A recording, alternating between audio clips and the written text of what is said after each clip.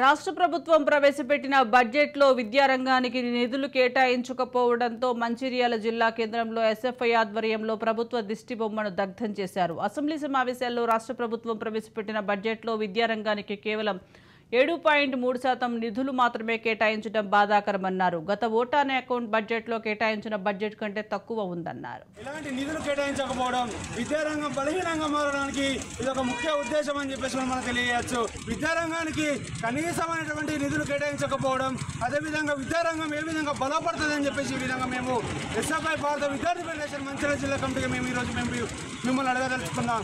కాంగ్రెస్ ప్రభుత్వం కూడా ఈరోజు విద్యారంగానికి తీవ్ర నష్టం చేస్తూ ఉంది. కనీసం అసెంబ్లీ సమావేశాల్లో ఒక్కరు కూడా ఈరోజు విద్యారంగంలో ఉన్నటువంటి ఏవైతే మౌలిక సదుపాయాల గురించి కానీ, ఈరోజు కాస్మెటిక్ ఛార్జీలకు సంబంధించి, అదేవిధంగా పెండింగ్లో ఉన్న స్కాలర్షిప్ ఫీజు నియమాల గురించి కూడా మాట్లాడలేని పరిస్థితిలో ఈరోజు తెలంగాణ ప్రభుత్వం ఈరోజు నిర్లక్ష్యం చేస్తూ ఉంది. 7 నెలలు గడుస్తున్నప్పటికీ కూడా ఈ కాంగ్రెస్ ప్రభుత్వం